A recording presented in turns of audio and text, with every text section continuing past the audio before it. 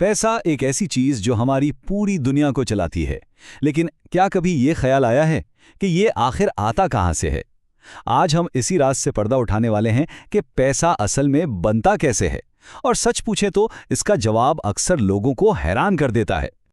ये बात सुनने में ही अजीब लगती है ना कि पैसा हवा में से बनता है। हम तो यही समझते हैं कि पैसा नोटों और सिक्कों की शक्ल में होता है, लेकिन हकीकत यह है कि ज़्यादातर पैसा हमारी नज़रों से ओझल एक पोशीदा निज़ाम के ज़रिए बनाया जा रहा है। तो आइए इस राज की तह तक पहुंचते हैं। आज के डिजिटल दौर को ठीक से समझने के लिए हमें पहले ये देखना होगा कि पैसे का सफ़र यहाँ तक पहुंचा कैसे, और ये इतना गैर मरी यानी इनविजिबल क्यों हो गया है। देखें, पैसे का सफ़र हज़ारों साल पुराना है। एक ज़माना था जब लोग चीज़ों के बदले चीज़ें लेते थे, जिसे बार्टर सिस्टम कहते हैं। फिर 600 कब्ल मसीह में सिक्के आए। 7वीं सदी में चीन ने कागजी नोट मुतारिफ कराए। लेकिन आज की दुनिया बिल्कुल मुख्तलिफ है। हमारी जेब में जो कैश है वो तो कल पैसे का एक बहुत ही छोटा सा हिस्सा है। असल पैसा तो डिजिटल है। और अब हम पहुंचते हैं कहानी के सबसे बड़े, सबसे अहम मोड़ पर। जदीद पैसा हुकूमत की प्रिंटिंग प्रेस में नहीं बनता, बल्कि ये आम प्राइवेट बैंकों के अंदर हमारी नज़रों के सामने ही बनाया जाता है। तो फिर असल सवाल ये है कि अगर हुकूमतें ये सारा पैसा नहीं छाप रहीं तो फिर ये आता कहाँ से है? कौन बना रहा है इसे? जवाब सिर्फ हुकूमतों तक महदूद नहीं है। असल कहानी इससे कहीं ज़्यादा पेचीदा और हैरानकुन।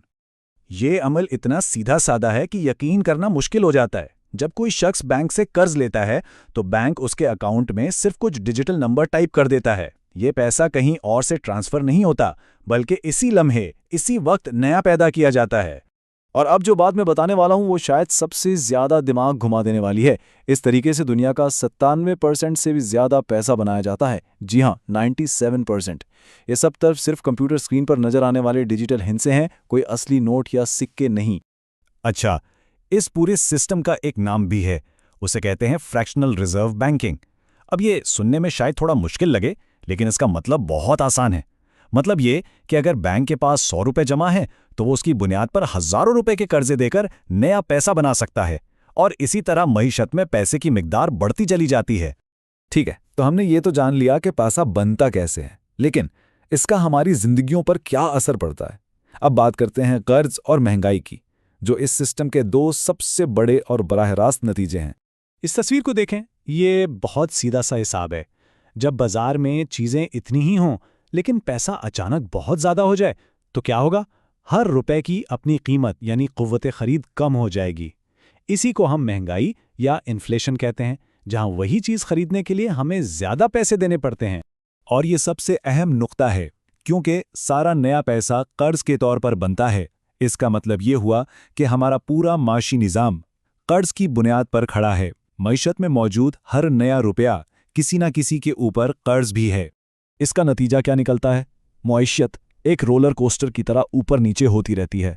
कभी बहुत तेज़ी का दौर आता है और कभी शदीद मंदी का।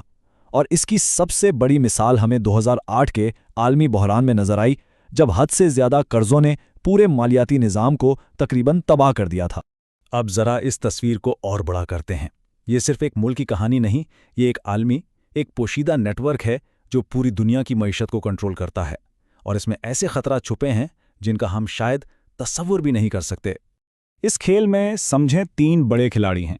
पहले हैं प्राइवेट बैंक, जो असल में पैसा बनाते हैं। फिर है मरकजी बैंक, जो इन पर नज़र रखते हैं। और तीसरी हैं हुकूमतें, जो अपनी पॉलिसियों से इस खेल को कंट्रोल करती हैं। ये तीनों मिलकर आलमी माशियत की सिमत का तयन करते हैं। लेकिन कहानी यहाँ ख़त्म नहीं होती। एक और दुनिया भी है, जिसे शैडो बैंकिंग कहा जाता है। ये वो मालियाती निज़ाम है जो रिवायती कानून की नज़रों से बचकर काम करता है, जहां निगरानी बहुत कम होती है और खतरात बहुत ज़्यादा।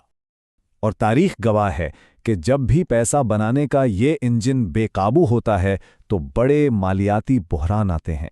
1929 की ग्रेट डिप्रेशन हो या 2008 का बहरान, ये एक ऐसा चक्कर है जो बार बार खुद को दोहराता नजर आता है। तो सवाल ये है कि इन सब बातों का एक आम इंसान की ज़िंदगी से क्या ताल्लुक़ है? ये जानना इसलिए ज़रूरी है क्योंकि ये निज़ाम हमारी दौलत, हमारे मुस्तकबिल और मुआशरे में ताकत की तकसीम पर बराह रास्त असरअंदाज होता है। देखें, ये निज़ाम सबके लिए एक जैसा काम नहीं करता। जिन लोगों को आसानी से नए कर्जे मिल जाते हैं वो इस नए पैसे से सबसे ज़्यादा फ़ायदा उठाते हैं, जबकि आम आदमी की बचत की कद्र महंगाई की वजह से कम होती जाती है। और तहकीक बताती है कि ये अमल अमीर और गरीब के दरमियान फ़र्क को मज़ीद बढ़ा सकता है। यह हमें एक बहुत बड़े और अहम सवाल पर लाकर खड़ा करता है। पैसा बनाने की ये ताकत आखिर किसके हाथ में होनी चाहिए, और इस निज़ाम को कैसे बेहतर बनाया जा सकता है ताकि इसका फ़ायदा चंद लोगों के बजाय सबको पहुंचे। तो ये सब जानने का फ़ायदा क्या है? फ़ायदा ये है कि इल्म ही असल ताकत है। जब हम इस निज़ाम को समझ लेते हैं तो हम माशी खतरात को बेहतर तौर पर पहचान सकते हैं, महंगाई से खुद को बचाने की कोशिश कर सकते हैं और एक ज़्यादा मुनसिफाना निज़ाम के लिए अपनी आवाज़ बुलंद कर सकते हैं।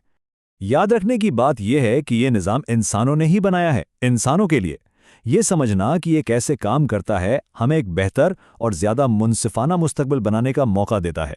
इल्म आज़ादी की करेंसी है और आज इसकी पहली कुंजी हमारे हाथ आ चुकी है।